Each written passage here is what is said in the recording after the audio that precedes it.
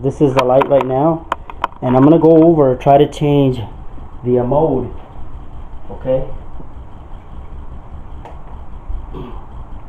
Okay, right now it's in red mode.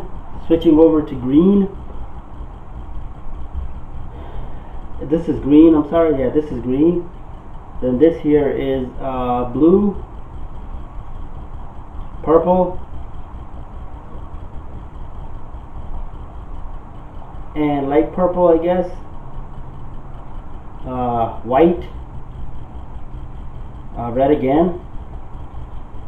So this color is usually like yellowish, yes, like yellowish green. So I'm going to go to the other mode and see what it's going to do.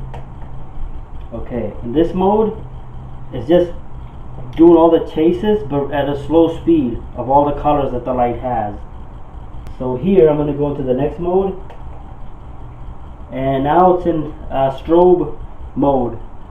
So all it's doing is just strobe, doing all the strobes. Pretty good for dancing and stuff, I guess. And right here, I'm back to my sound mode.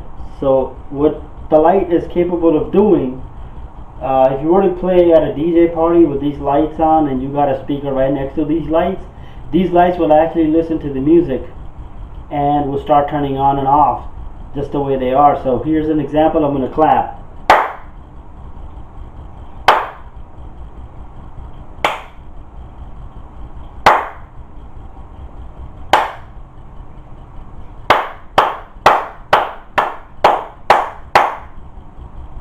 So this was the dance mode, and I believe this here is the last mode for the DMXI. In this mode, what the light is looking for, a signal from your DMXI, being a computer software, or your board that you have, with, like a DMX controller board.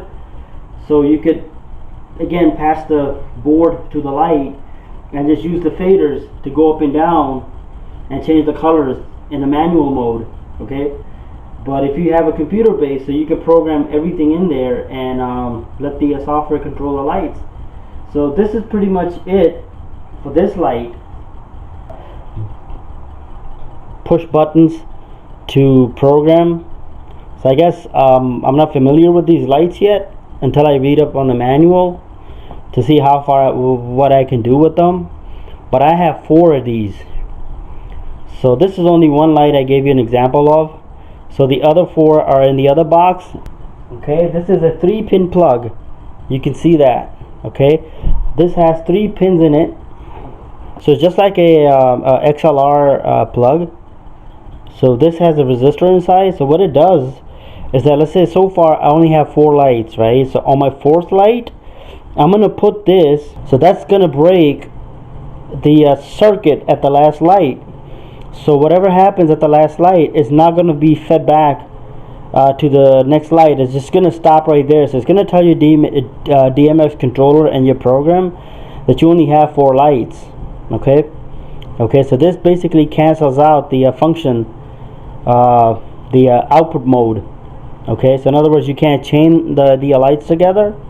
So I can use 512 channels if I wanted to, but that's too big.